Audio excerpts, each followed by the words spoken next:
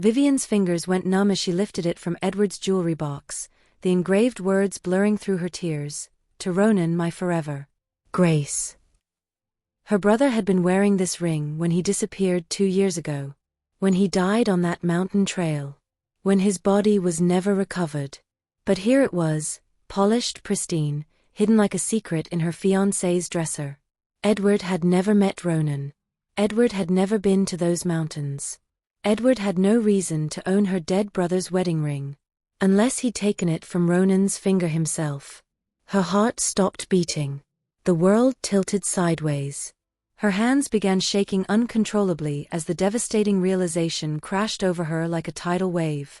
The man she was supposed to marry in 3 months had somehow obtained her brother's most precious possession. The wedding ring that should have been lost forever in the wilderness, buried with Ronan's body in some remote ravine, was sitting in Edward's jewelry box like a trophy.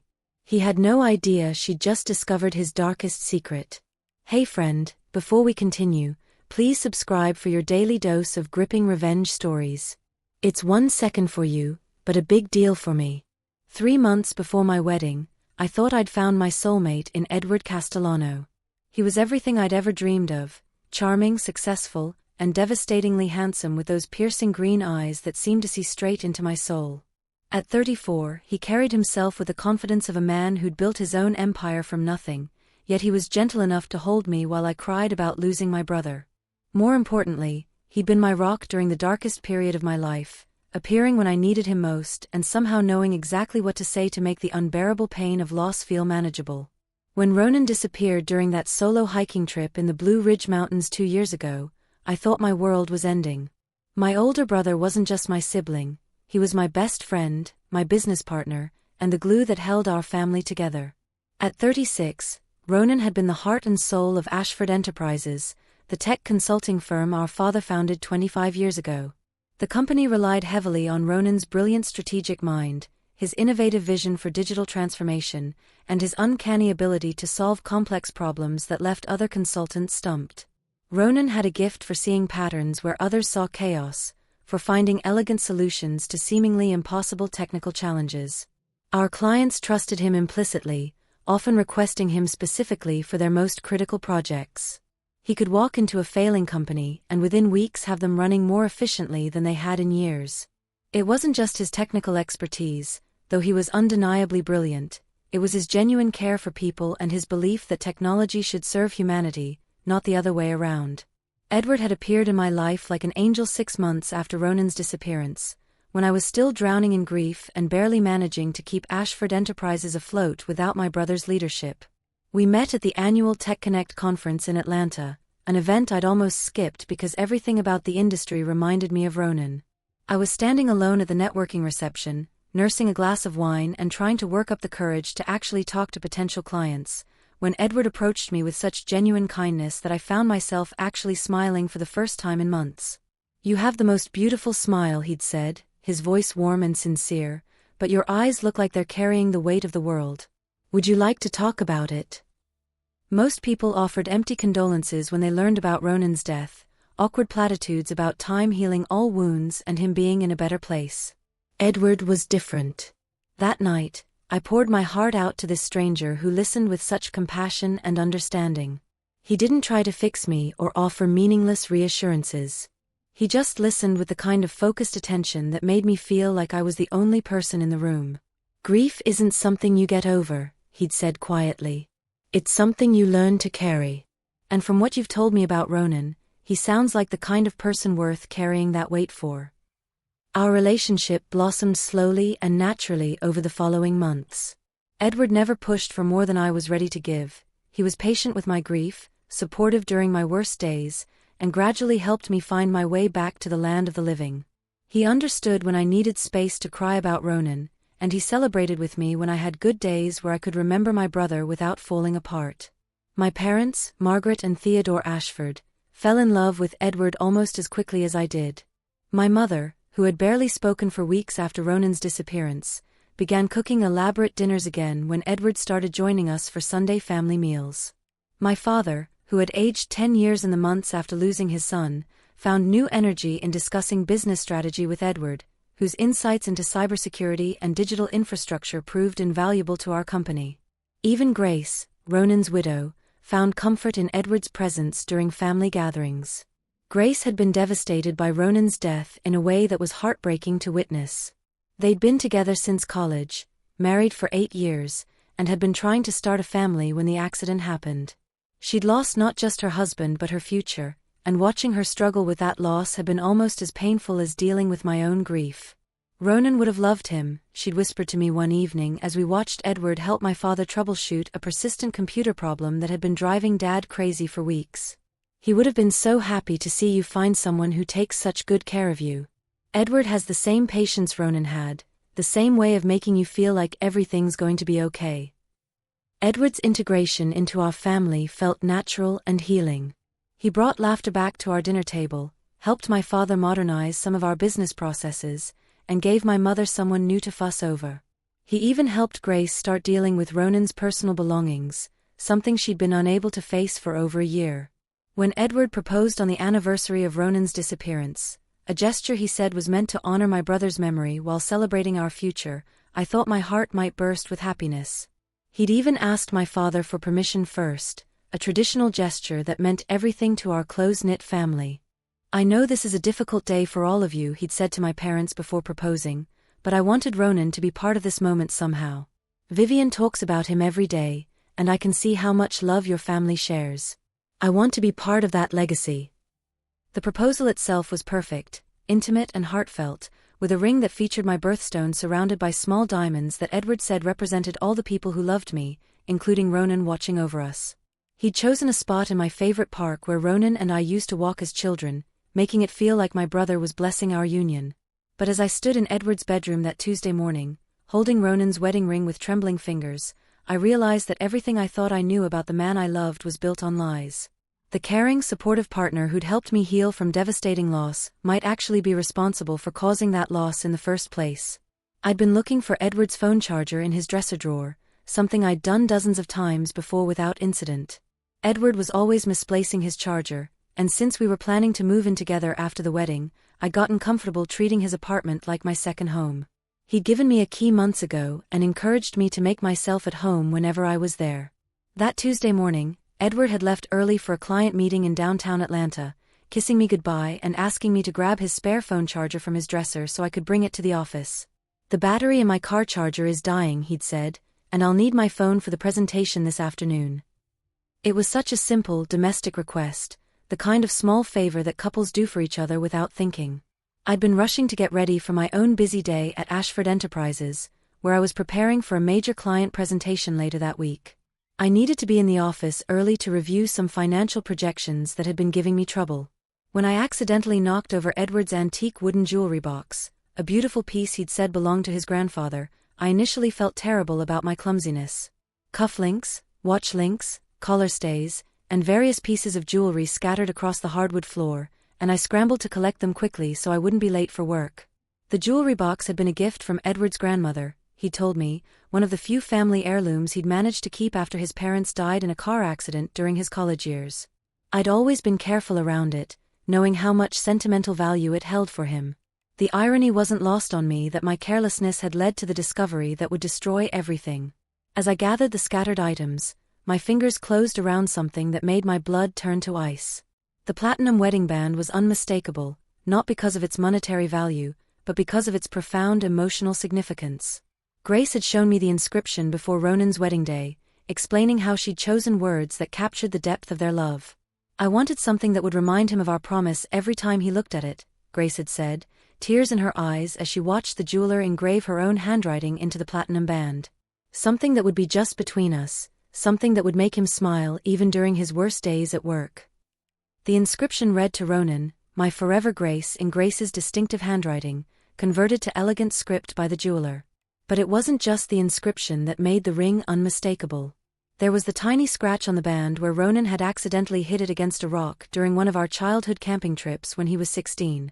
He'd been devastated about ruining his future wedding ring. He'd saved for months to buy it as a teenager, already planning to propose to Grace someday, but Grace had kissed the scratch on their wedding day and declared it perfect because it told their story. There was also the unique way Grace had requested the interior of the band be polished to a mirror finish while keeping the exterior slightly matte, creating a contrast that was visible only when you really examined the ring closely. It had been her idea, something she called their hidden shine, that only they would know about. I sank onto Edward's bed, turning the ring over in my shaking hands. Every detail was exactly as I remembered. The weight, the feel, the way the light caught the inscription at just the right angle. This wasn't a replica or a similar ring, this was definitely, unmistakably, Ronan's wedding band. How could Edward possibly have this ring? My mind raced through increasingly desperate explanations. Maybe Ronan had somehow lost it before his hiking trip? But that was impossible.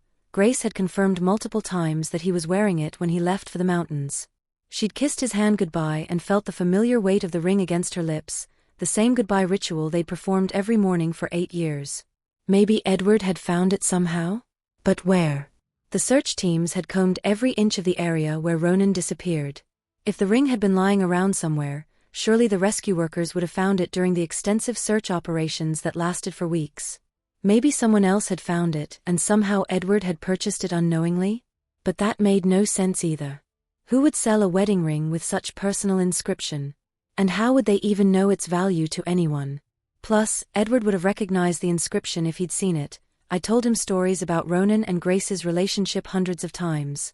Each potential explanation crumbled under scrutiny, leaving only one horrible possibility. The only way Edward could have this ring was if he'd taken it directly from Ronan's body. Which meant he had been there when my brother died. Which meant he knew exactly what had happened on that mountain. Which meant Edward had murdered my brother. The realization hit me like a physical blow, knocking the wind out of my lungs and making me double over with nausea.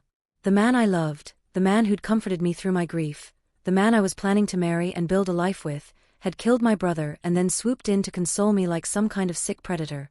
I slipped the ring into my pocket, my hand shaking so violently I could barely maintain my grip. I had to get out of Edward's apartment before he returned from his meeting. I had to think. I had to figure out what this discovery meant and what I was going to do about it. But first, I had to accept the horrible truth that was slowly crystallizing in my mind. The man I was planning to marry was not just a killer, but the specific killer who had destroyed my family and stolen my brother's life. As I drove home in a daze, memories of Ronan flooded my mind with new and terrible significance. My brother had always been the responsible one, the family protector who'd stepped up when our father started talking about retirement and transitioning leadership of Ashford Enterprises. The company had been Dad's life work, but he was ready to hand over day-to-day operations to the next generation, confident that Ronan's vision would take the business to new heights. Ronan had spent the past few years preparing for this transition, working closely with our father to understand every aspect of the business while simultaneously modernizing our systems and expanding our service offerings. He'd been particularly focused on cybersecurity consulting, recognizing early that data protection would become one of the most critical needs for businesses of all sizes. The digital revolution is just getting started, he told me during one of our late-night strategy sessions. Every company is going to need help protecting their data, and the firms that can provide comprehensive security solutions are going to dominate the market. Ronan's vision had been proving correct. In the months before his disappearance, Ashford Enterprises had landed several major contracts specifically for cybersecurity consulting, and we were being approached by potential clients faster than we could handle the growth. But now, thinking back with the horrible knowledge of Edward's true nature, I realized that Ronan had been acting strangely in the weeks before his disappearance. He'd been more secretive than usual, working longer hours, and asking odd questions about our company's internal financial security protocols. At the time, I'd attributed his behavior to stress from managing our rapid growth and the pressure of taking over more responsibilities from Dad. "Viv, how carefully do we monitor our subcontractor payments?" he'd asked me one evening about 3 weeks before his disappearance. We'd been reviewing quarterly financials, a routine task we usually completed quickly and efficiently. "Pretty carefully," I'd replied, not understanding why he seemed concerned. "Why? Is there a problem?" "Probably not," he'd said, but his tone had been uncertain. "I just want to make sure all our financial controls are as tight as they should be. We're handling a lot more money now, and I want to be absolutely certain we're not vulnerable to any kind of fraud." At the time, I'd thought he was just being cautious, exactly the kind of responsible leadership Dad had trained him for. But now I wondered if Ronan had started to notice discrepancies, if he'd begun to suspect that someone was stealing from the company. Another memory surfaced, this one from about 2 weeks before Ronan's death. I'd been leaving the office late one evening when I'd seen Ronan's car still in the parking lot, his office lights still on. When I'd gone back inside to check on him, I'd found him hunched over financial printouts, his face grim and focused. "Everything okay?" I'd asked. "I'm not sure," he'd admitted. "Some of these numbers don't add up the way they should. It's probably just a software glitch or a data entry error, but I want to trace through everything manually to be certain." "Need help?" "Not yet. Let me figure out what I'm looking at first. If there's really a problem, I'll bring in professional auditors. I don't want to raise any false alarms." I'd left him working, thinking he was just being thorough. Now I realized he might have been discovering Edward's embezzlement scheme. The official story of Ronan's disappearance had always bothered me, though I'd been too consumed with grief to analyze why. Ronan had supposedly told Grace he was going on a solo hiking trip to clear his head before making some big business decisions. He'd mentioned needing a few days alone in nature to think through complex strategic questions about the company's future direction. While this wasn't entirely unusual, Ronan did sometimes hike when he needed to process difficult situations. Several details had never quite made sense. First, he'd gone alone instead of inviting me or his hiking buddy Frank, something he rarely did for longer trips. Second, he'd chosen a trail system he'd never hiked before, rather than returning to familiar areas where he felt comfortable navigating alone. Most puzzling of all, he'd told Grace he might be unreachable for several days because he wanted to disconnect completely from work, but he'd also told my parents he'd check in daily to make sure everything was running smoothly at the office. Those two statements contradicted each other, but in our collective shock and worry, no one had thought to question the inconsistency. The park rangers had found Ronan's car at the trailhead on the morning after he was supposed to return. His hiking gear, backpack, water bottles, and some clothing had been discovered scattered near a cliff face, suggesting he'd fallen during a difficult climb. The assumption was that his body had been carried away by the river below, which explained why it was never recovered despite extensive search efforts. The search had lasted for 3 weeks, involving professional rescue teams, volunteer search parties, helicopters, and even specialized river divers. My family had spent every day at the search site, desperately hoping for some sign that Ronan might still be alive. When the search was finally called off, the official conclusion was accidental death due to a hiking fall. I'd never questioned this conclusion because I'd been too destroyed by grief to think clearly. The idea that someone might have deliberately harmed my brother had never occurred to me. Ronan didn't have enemies, and the notion that his death could be anything other than a tragic accident seemed impossible. But now, holding his wedding ring and knowing it had been in Edward's possession, I was forced to consider a much darker possibility. What if Ronan's investigation into the company's financial irregularities had led him to discover Edward's identity and criminal activities? What if Edward had realized his cover was blown and decided to eliminate the threat? What if that solo hiking trip had actually been a meeting, Edward luring Ronan to a remote location under some pretext, then killing him to protect his elaborate con? The timing made horrible sense. Edward had appeared in my life just 6 months after Ronan's disappearance, during the chaos and grief when our family was most vulnerable. He'd positioned himself as a savior, someone who could help heal our pain and guide us forward. Meanwhile, he'd been gaining access to our business, our finances, and our deepest trust. I called in sick to work for the first time in years and spent the day pacing around my apartment, trying to make sense of what I'd discovered. My mind was reeling with the implications of finding Ronan's ring, but I knew I had to think strategically rather than emotionally. If Edward was capable of murdering my brother, he wouldn't hesitate to eliminate me if he suspected I knew the truth. Every rational part of my brain was screaming that I was being paranoid, that there had to be an innocent explanation for Edward having the ring. But every instinct I possessed was telling me I was in terrible danger, that I'd been living with a killer for nearly 2 years without knowing it. By evening, I'd made a decision. I had to investigate Edward's true identity and his connection to Ronan's death, but I had to be extraordinarily careful. I couldn't let him suspect that I'd discovered anything, which meant I had to continue acting like a loving fiancé while secretly building a case against him. The next morning, I drove to Ashford Enterprises with a new and terrifying purpose.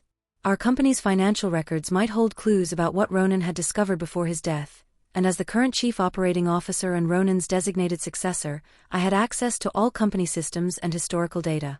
I started by examining the major project Ronan had been working on before his disappearance, the Meridian Tech Solutions contract.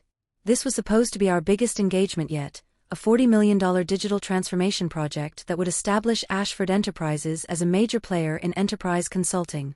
Landing the Meridian contract had been a huge victory for our company, the kind of breakthrough that validated all of Ronan's strategic planning.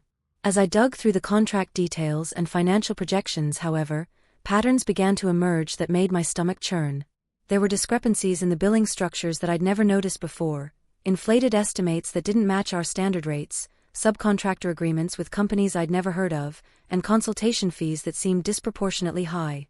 The more I studied the financial documentation, the more obvious it became that someone had been systematically inflating costs and creating phantom expenses.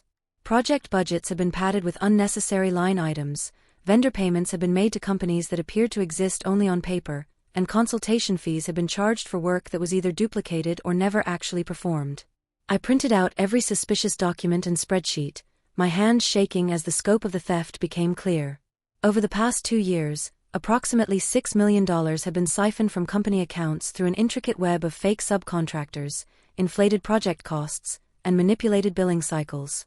The embezzlement had been incredibly sophisticated, designed to fly under the radar of routine financial oversight.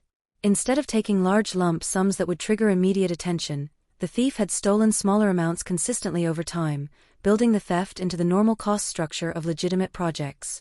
Most disturbingly, the thefts had accelerated dramatically in the weeks before Ronan's disappearance. Whoever was stealing from us had gotten greedy, taking larger amounts more frequently.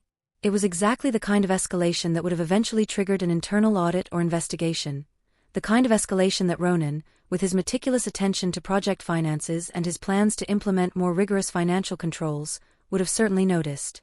As I studied the fraudulent transactions more carefully, another pattern emerged that made my blood run cold. Many of the fake payments had been processed through accounts that required secondary authorization that came from our external IT security consultant, the role Edward had been hired to fill. Edward had been hired 14 months ago on the recommendation of our newest strategic advisor, someone who'd supposedly worked with Edward at previous firms and could vouch for his expertise in cybersecurity. At the time, we'd been looking for help in expanding our security consulting services, and Edward's credentials had seemed impressive. Now I realized that the strategic advisor who'd recommended Edward was probably another member of Edward's criminal network, someone planted specifically to get Edward hired at our company. The whole thing had been an elaborate setup, a long-term con designed to infiltrate our business and steal as much money as possible. But Edward hadn't just stolen money, he'd also stolen my brother's life when Ronan got too close to discovering the truth. I spent the next week conducting the most dangerous investigation of my life, digging into Edward's background while maintaining the facade of a happy bride-to-be. What I discovered shattered every assumption I'd made about the man I thought I loved. Edward Castellano wasn't who he claimed to be. Using the company's resources and my own personal contacts in the tech industry, I began verifying the basic facts of Edward's alleged background. The prestigious computer science degree from Stanford? There was no record of him in their alumni database, and when I called the registrar's office with a plausible excuse about verifying credentials for a security clearance, they confirmed that no one named Edward Castellano had ever graduated from their program. The successful cybersecurity firm he claimed to have founded in California? Deep internet searches revealed that CyberGuard solutions existed only on paper, with a professionally designed website created just 18 months ago and no actual client testimonials that could be independently verified. The impressive portfolio of Fortune 500 clients he'd used to justify his consulting fees? Half the companies had never heard of him when I discreetly inquired through industry contacts. Even his personal history was fabricated. The tragic story about losing his parents in a car accident during college, the grandfather's jewelry box, the family heirlooms he'd inherited, none of it could be confirmed through public records or obituary databases. Through a private investigator friend of Ronan's named Detective Iris Blackwood, who'd recently retired from the Atlanta Police Department and started her own investigation firm, I learned that Edward's real name was Kenneth Caldwell. Iris had known Ronan since college and had been devastated by his death, so when I approached her with my suspicions, she immediately agreed to help. "Your brother was one of the good ones," she told me during our first clandestine meeting at a coffee shop across town. "If there's even a chance his death wasn't an accident, I'll do whatever it takes to find the truth." Iris's investigation revealed that Kenneth Caldwell had a documented history of targeting tech companies and wealthy families across multiple states. He was a sophisticated con artist who specialized in gaining trust, accessing financial systems, and disappearing before his crimes were discovered. His method was always the same: create a false identity with impressive credentials, gain employment or access to a target company, embezzle systematically over time, then vanish when the heat got too intense. The thing about Kenneth, Iris explained, is that he's exceptionally good at reading people and situations. He doesn't just steal money, he studies his targets, learns their vulnerabilities, and exploits their emotional needs. It's psychological manipulation on a professional level. According to Iris's research, Kenneth had been operating variations of this con for at least 8 years, targeting small to medium-sized companies that were successful enough to have significant assets but not large enough to have sophisticated fraud detection systems. He'd stolen millions of dollars from dozens of businesses, always managing to disappear before law enforcement could build a case against him. Except this time, he hadn't disappeared. This time, he decided to stay and marry into the family he was robbing, expanding his con into something far more personal and sinister. Your brother must have figured it out, Iris concluded after reviewing all the evidence I'd gathered. The timeline matches perfectly. The embezzlement escalated, Ronan started asking questions about financial security protocols, and then suddenly he's dead in a convenient hiking accident. But how do we prove it? I asked, my voice barely above a whisper. The weight of what we were discussing, that my fiancé was not just a thief but a murderer, was almost too much to bear. We need evidence that places Edward, near the hiking location on the day your brother disappeared. We need to establish that he had means, motive, and opportunity. And we need to do it without alerting him that we're onto him. Iris's plan was methodical and thorough. We would gather evidence on multiple fronts: financial records proving the embezzlement, background checks exposing Edward's false identity, and most crucially, documentation that could place him at the scene of Ronan's murder. That night, I went through Edward's belongings with surgical precision while he attended what he claimed was a client dinner. I'd begged off joining him, claiming I had a headache and needed to catch up on some work. In reality, I needed several hours alone in his apartment to conduct a thorough search. Hidden in a folder in his home office, behind perfectly legitimate business documents, I found detailed financial records of his embezzlement operation. Edward had kept meticulous documentation of every fraudulent transaction, including transfer schedules, account numbers for various cryptocurrency wallets, and even tax planning documents for managing his stolen assets. The level of organization was chilling. Edward hadn't just been stealing impulsively, he'd been running a sophisticated financial operation, complete with backup plans and exit strategies. There were multiple fake identities documented, several offshore bank accounts, and even contingency plans for fleeing the country if his crimes were discovered. More damning still, I found printed emails between Edward and several other con artists, discussing what they referred to as the Ashford job, and how much they expected to extract before closing it out. The correspondence revealed that Edward was part of a larger criminal network, with associates who specialized in different aspects of long-term fraud operations. The final email in the chain, dated 3 days before Ronan's disappearance, simply read, "Problem has been identified. Will handle personally and proceed with final phase. Recommend accelerating timeline." The final phase, according to earlier emails, was marrying me and gaining full access to the family business as a trusted son-in-law.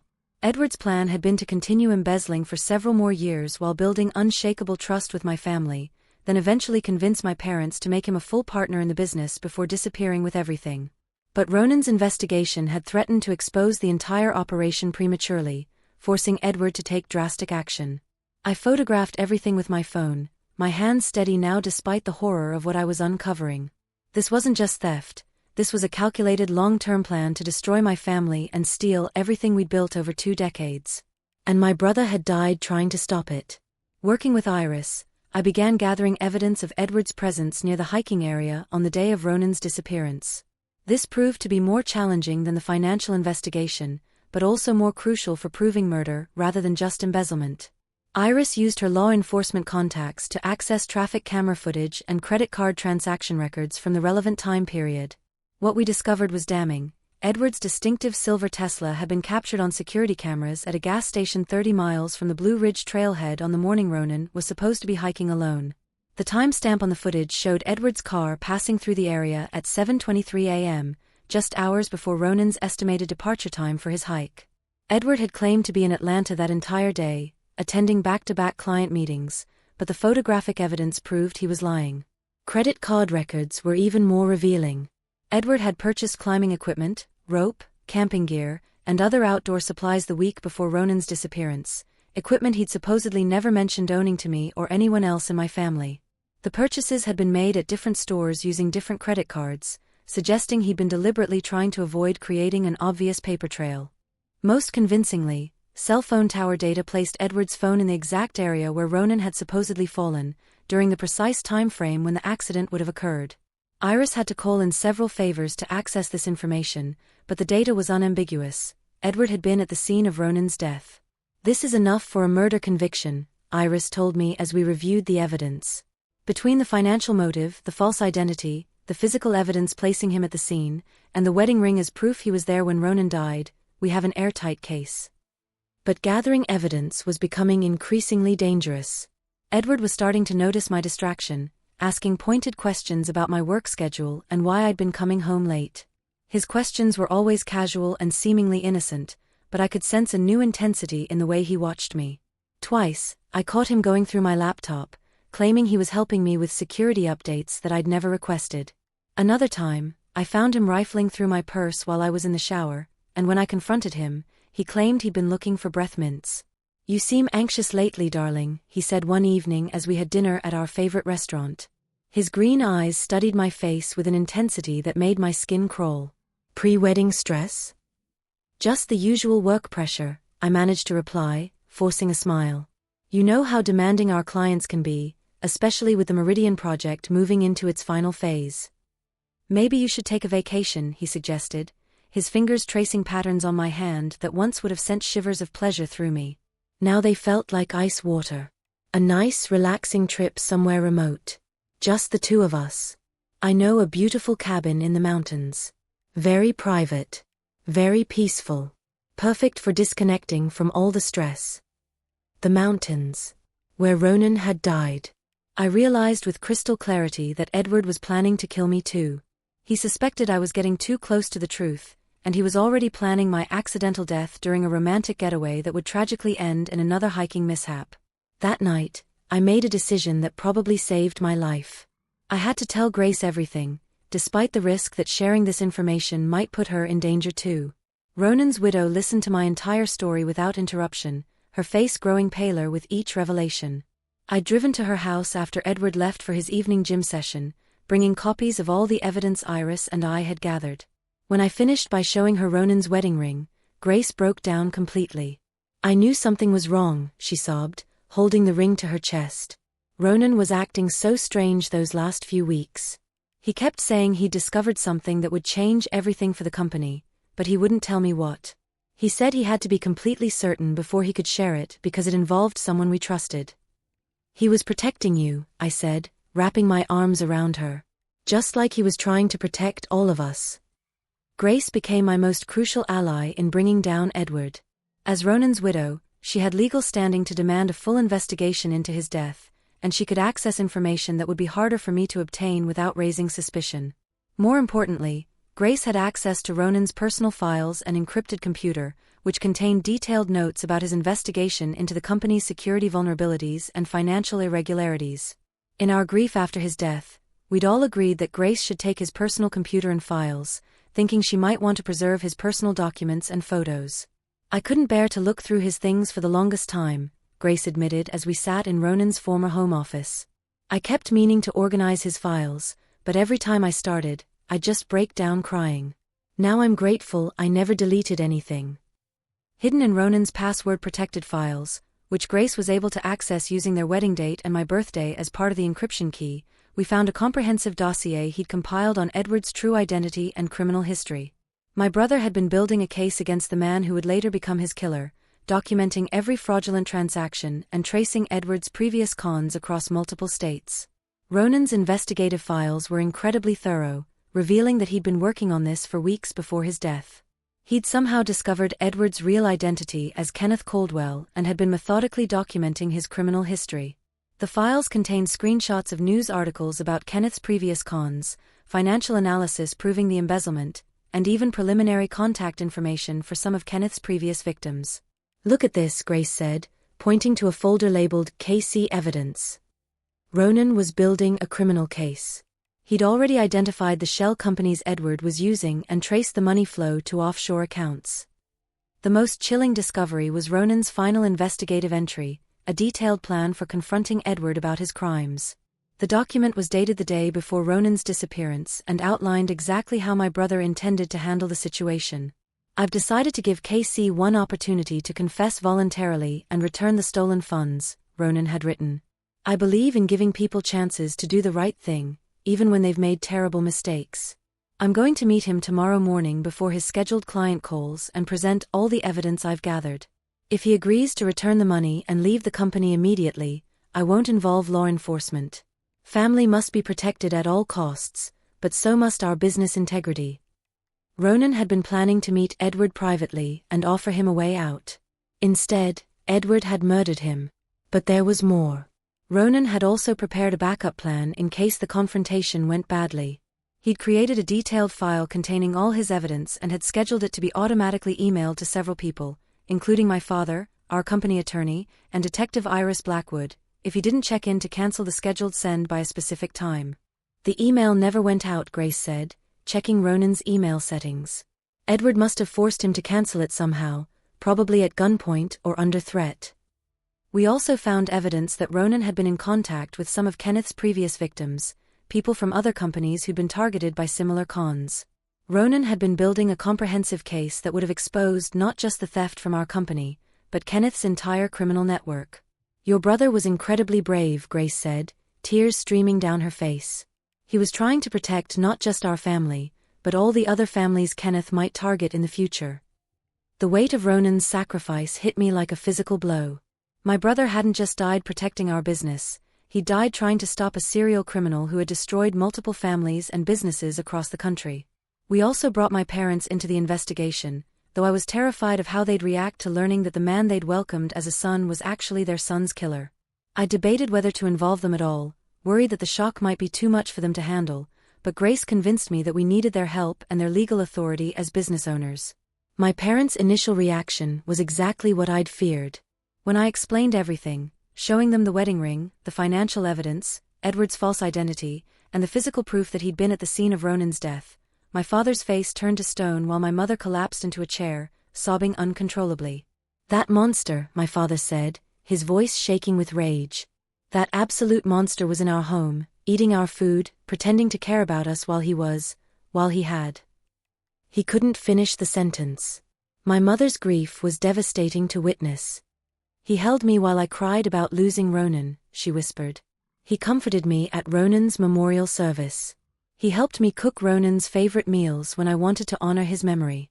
And all the time he was the one who—" "We're going to destroy him," my father said with cold fury once the initial shock had passed. "We're going to make sure he pays for what he did to Ronan and what he planned to do to Vivian. We're going to do it legally," I insisted. "Ronan would want justice, not revenge." "Justice and revenge can be the same thing when they're served properly," my mother said quietly, her voice steel beneath the tears. It was the first time I'd ever heard her speak with such controlled fury. My parents' involvement proved crucial for several reasons. As the business owners, they had the legal authority to demand full financial audits and to provide law enforcement with complete access to company records. They also had the emotional credibility as grieving parents to ensure that Ronan's case would be taken seriously by prosecutors. More practically, my father's business connections included several people in law enforcement and the legal community who could help ensure that our case was handled properly. Within hours of learning the truth, Dad had contacted the district attorney's office, the FBI's white-collar crime division, and a prominent criminal defense attorney who specialized in murder cases. "I want every resource available focused on this case," my father told the assembled team of investigators and prosecutors. "Money is no object. Whatever it takes to ensure this man faces the maximum possible consequences for what he's done." Over the next 2 weeks, I became an actress worthy of an Academy Award, playing the role of the blissfully happy bride-to-be while secretly coordinating with law enforcement to build an airtight case against Edward. The investigation had expanded to include federal authorities due to the interstate nature of Kenneth's crimes and the sophisticated financial fraud involved. Every day brought new evidence of Edward's guilt, but also increased danger as he became more suspicious of my behavior. Several times, I caught him watching me with an intensity that made my skin crawl, and his questions about my daily activities became more frequent and more detailed. "You've been working late a lot lately," he observed one evening as I returned from what I'd claimed was a client dinner, but had actually been a strategy session with the prosecution team. "The Meridian project must really be demanding your attention." "It's the biggest contract we've ever handled," I replied, trying to keep my voice steady. "Everyone's feeling the pressure to make sure it's executed perfectly." "I could help, Edward offered, his green eyes studying my face. "I have extensive experience with large-scale IT implementations. Maybe I could review some of the technical specifications, offer some insights that might streamline the process." The offer made my blood run cold. Edward was trying to gain access to the Meridian project files, probably looking for new opportunities to steal money or perhaps searching for evidence that we were getting suspicious about his previous thefts. "That's sweet of you to offer," I said, forcing a smile, "but you already do so much for our family. I don't want to burden you with even more work." "It wouldn't be a burden," he insisted. "I want to help ensure our company's success. After all, once we're married, Ashford Enterprises will be my family business too." The casual assumption that he'd become a permanent part of our company's leadership made me feel physically sick. Edward was still planning his long-term con, still believing he could manipulate his way into complete control of our business and our lives. The most terrifying moment came when Edward suggested we take a romantic weekend trip to celebrate finishing our wedding preparations. "I've found the perfect cabin," he said, showing me photos on his phone of a remote mountain retreat. "It's completely isolated, surrounded by beautiful hiking trails. We could disconnect from all the wedding stress and just focus on each other." The location was less than 50 miles from where Ronan had died. "It looks beautiful," I managed to say, my heart pounding. "But I'm so swamped with work right now. Could we maybe plan something for after the wedding instead?" Edward's expression darkened for just a moment before the charming smile returned. "Of course, darling. I just thought it might help you relax. You've seemed so tense lately." That night, I called Detective Torres from the bathroom with the water running, whispering urgently into the phone. "He's planning to kill me. The cabin he wants to take me to is in the same area where Ronan died. I think he suspects I know something." "We're almost ready to make the arrest," Torres assured me. "Can you hold out for another few days? We want to make sure we have absolutely everything we need for a conviction." "I'll try," I said, "but I don't know how much longer I can keep this up." The breakthrough came when Iris discovered something that definitively proved Edward's guilt beyond any possible doubt. While reviewing Kenneth Caldwell's criminal history, she'd found evidence of previous murders connected to his cons, other people who'd gotten too close to exposing his crimes and had died in accidents remarkably similar to what had happened to Ronan. "There's a pattern," Iris explained during an emergency meeting at the prosecutor's office. "Kenneth doesn't just steal money and disappear. When someone threatens to expose him, he eliminates them. We found at least 3 other suspicious deaths connected to his previous cons. The details were chilling. A financial controller in Phoenix who discovered discrepancies in vendor payments had died in a hiking accident 6 months before Kenneth disappeared from that job. An IT director in Denver who'd started asking questions about unauthorized system access had died in a climbing fall 3 weeks before Kenneth vanished from that company. A business owner in Nashville who'd hired Kenneth as a consultant had died in a boating accident just days before a scheduled audit that would have revealed millions in missing funds. In each case, the deaths had been ruled accidental, and Kenneth had maintained perfect alibis by ensuring that other people could place him elsewhere during the estimated times of death. But the pattern was unmistakable once you knew what to look for. Anyone who threatened Kenneth's cons ended up dead in outdoor accidents that left no recoverable bodies. "He's not just a con artist," the lead prosecutor, District Attorney Rachel Morrison, concluded. "He's a serial killer who uses embezzlement as his hunting ground. Anyone who gets too close to exposing him becomes a target for murder." This revelation transformed our case from a single murder investigation into something much larger. The FBI took over coordination of the investigation, and suddenly we had access to resources and expertise that would ensure Edward faced federal charges for multiple murders and a vast criminal conspiracy. The federal investigation also uncovered the full scope of Kenneth's criminal network. His associates weren't just helping with financial fraud, they were accomplices in multiple murders, helping him establish alibis and cover up evidence. The cabin Edward had wanted to take me to was owned by one of these associates, and forensic teams found evidence that it had been used as a staging area for at least 2 previous murders. "We're going to take down the entire organization," Agent Sarah Ross from the FBI told our family during a briefing. "Kenneth is just one piece of a much larger criminal enterprise, but he's the killer. He's the one who eliminates threats while his partners handle the financial and technical aspects of their cons." The investigation also revealed that Edward had been planning to kill me for weeks, not just because he suspected I was getting suspicious, but because his criminal network had decided it was time to close out the Ashford job and move on to new targets.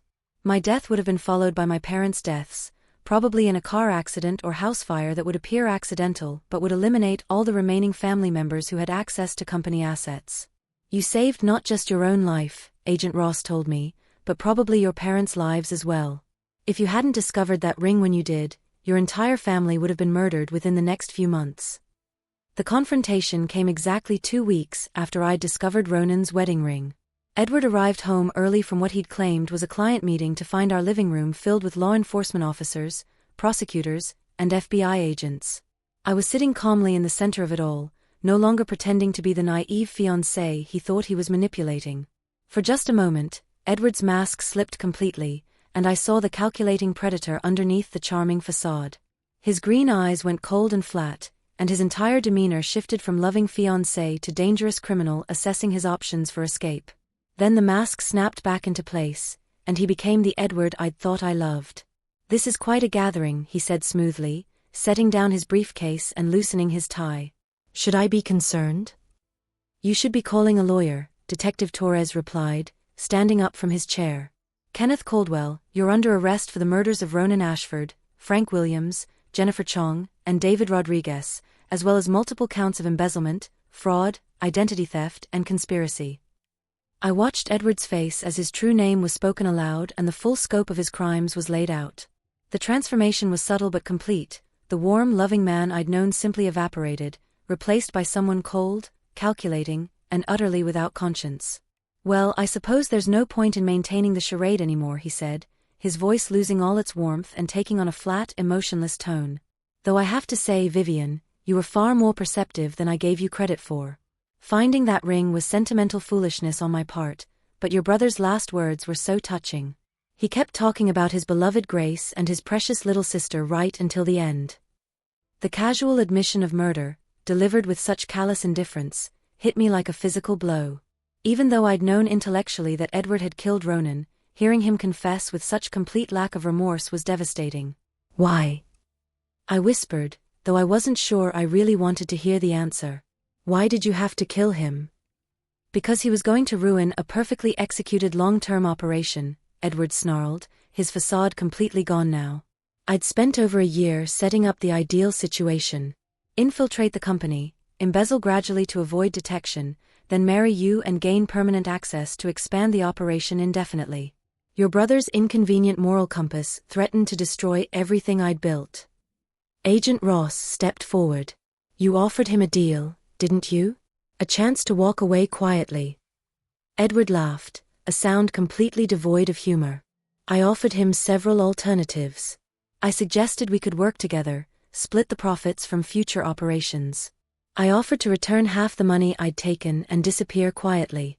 I even offered to give him a cut of our ongoing operations in exchange for his silence. He refused everything." "So you killed him?" "He insisted he was going to have me arrested and that he'd spend the rest of his life making sure I never hurt another family." Edward's expression twisted with disgust. Moral righteousness is such a fatal character flaw. He actually believed that doing the right thing was more important than protecting his own life. Dr. Rodriguez, the forensic accountant, stepped forward with a thick folder of documents. "We've traced over $12 million in fraudulent transactions linked to your various shell companies and cryptocurrency accounts. The funds will be returned to Ashford Enterprises and your other victims. And the murder charges will ensure you spend the rest of your life in prison," Detective Torres added as he placed Edward in handcuffs. Edward looked around the room, his gaze lingering on each person who'd worked to expose him. When his eyes met mine, I saw no remorse, no regret, only cold calculation. "You should be grateful, you know," he said as the officers prepared to lead him away. "I could have killed you months ago when you started asking inconvenient questions about company finances. I kept you alive because you served a purpose in my operation. Don't mistake that for love. I'm not capable of genuine emotion. But you were useful, and I don't destroy useful things unnecessarily. Take him away, I said quietly. I never want to see his face again. As they led Edward toward the door, he called back over his shoulder, "You'll never feel safe again, Vivian. Every relationship you have from now on, you'll wonder if the person really loves you or if they're just using you. I've poisoned your ability to trust, and that's a gift that will keep giving for the rest of your life." Agent Ross stepped between us. "Ignore him. He's trying to maintain control even in defeat. Don't give him that power over you." The trial became a landmark case that dominated local and national news for 6 months. The prosecution, led by District Attorney Morrison and federal prosecutors, presented overwhelming evidence of Kenneth's crimes: financial records, digital forensics, physical evidence placing him at multiple crime scenes, cell phone data, witness testimony, and his own recorded confession. The defense team, recognizing that the evidence against their client was insurmountable, attempted to argue that Kenneth was mentally ill and therefore not fully responsible for his actions. They brought in psychiatrists who testified about antisocial personality disorder and claimed that Kenneth's lack of empathy made him unable to understand the consequences of his crimes. The prosecution countered with evidence of Kenneth's methodical planning, his sophisticated criminal network, and his ability to maintain elaborate false identities for years at a time. They argued that far from being mentally incompetent, Kenneth was one of the most calculating and intelligent criminals they'd ever prosecuted. The defendant's crimes weren't the result of mental illness, DA Morrison argued in her closing statement. They were the result of pure evil, a deliberate choice to value money over human life, to see other people as nothing more than obstacles to be eliminated or resources to be exploited. The jury deliberated for less than 4 hours before returning guilty verdicts on all charges: 4 counts of first-degree murder, multiple counts of embezzlement and fraud, identity theft, conspiracy, and racketeering. Kenneth was sentenced to life in prison without the possibility of parole, plus an additional 200 years for the financial crimes. Several of Kenneth's associates were also arrested and convicted, though they received lighter sentences in exchange for their cooperation in exposing the full scope of the criminal network. The investigation ultimately led to the recovery of over $30 million stolen from dozens of businesses across multiple states, and the conviction of 12 people involved in the conspiracy. The recovery of the stolen money allowed Ashford Enterprises not only to survive but to establish new security protocols that became an industry standard. We completed the Meridian Tech contract that Ronan had been negotiating, dedicating the successful project to his memory. The company became a leader in cybersecurity consulting, fulfilling the vision my brother had died protecting. "Ronan would be so proud," my father said during the dedication ceremony for our new corporate headquarters, which we named the Ronan Ashford Center for Ethical Technology. He always believed that business should be a force for good in the world, and that's exactly what we've become. Grace found healing in establishing the Ronan Ashford Memorial Foundation, which provides cybersecurity training for small businesses and supports families who've been victims of sophisticated fraud. The foundation has helped hundreds of companies protect themselves from the kind of elaborate cons that had targeted our family, and it offers counseling and financial assistance to families whose lives have been destroyed by similar crimes. "I can't bring Ronan back," Grace told me at the foundation's first annual fundraiser, "but I can make sure his death wasn't in vain. Every family we help, every business we protect, every criminal we help expose, that's Ronan's legacy continuing." Grace has slowly begun rebuilding her life, though she still wears her wedding ring and keeps Ronan's photo on her desk at the foundation offices. She started dating someone, a kind, patient man named Thomas who knew Ronan and honors his memory rather than trying to replace it. "Thomas understands that Ronan will always be part of my life," Grace explained when she introduced him to our family. "He doesn't see my love for Ronan as competition, he sees it as evidence that I'm capable of deep, lasting love. It makes him feel more secure in our relationship, not less." My parents have created comprehensive new protocols for vetting anyone who wants to join our company or our family. Every potential employee undergoes extensive background checks, and anyone seeking a significant role in the business must provide references that are independently verified through multiple sources. "We were naive before," my father admitted. "We assumed that people were basically honest unless proven otherwise. Now we verify everything, but we do it in a way that doesn't make good people feel distrusted. It's about being smart, not paranoid." My mother has become an advocate for fraud victims, working with law enforcement agencies to help develop better methods for detecting and preventing sophisticated cons. She's testified before Congress about the need for stronger penalties for financial crimes and better resources for victims. These criminals don't just steal money, she told a Senate subcommittee. They steal trust, they steal security, they steal families' faith in their ability to protect themselves. The damage goes far beyond the financial losses. As for me, the experience transformed my understanding of trust, love, and personal security in ways I'm still processing years later. Kenneth had been right about one thing: I did struggle with trust issues in the aftermath of his betrayal. For months, I found myself questioning everyone's motives and analyzing every interaction for signs of deception. But therapy helped me understand that the problem wasn't with my ability to trust, it was with Kenneth's ability to manipulate. Working with Dr. Lisa Santos, a psychologist who specializes in helping victims of sophisticated fraud, I learned to distinguish between healthy caution and paralyzing paranoia. What happened to you wasn't the result of poor judgment, Dr. Santos explained. Kenneth was a professional manipulator who had years of experience exploiting people's emotional vulnerabilities. The fact that he was able to deceive you doesn't reflect badly on your character, it reflects the sophistication of his criminal methods. I've learned to trust my instincts while remaining open to genuine connections. The experience taught me to pay attention to inconsistencies in people's stories, to verify important claims independently, and to be cautious about anyone who seems too good to be true. But it also taught me not to let Kenneth's evil poison my ability to form meaningful relationships. I'm now in a relationship with a wonderful man named Alexander, whom I met through the Foundation's work.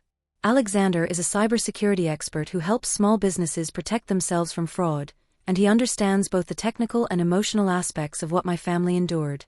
I love that you're careful, Alexander told me when I explained my history and why I needed to take things slowly. It shows that you're smart and that you've learned from experience. But I also love that you're still willing to open your heart despite everything you've been through. That takes real courage. Alexander has been patient with my need for transparency and verification. He voluntarily provided extensive references when we started getting serious, he's introduced me to his friends and family, and he's never pressured me to move faster than I'm comfortable with. Trust isn't something you give once and then never question again, he said. Trust is something you build gradually through consistent actions over time. I want to earn your trust every day, not just assume I deserve it because we're in a relationship. I returned Ronan's wedding ring to Grace after the trial concluded, but she insisted I keep it as a reminder of my brother's love and sacrifice. Sometimes I hold it and think about how differently things might have turned out if I hadn't accidentally knocked over that jewelry box.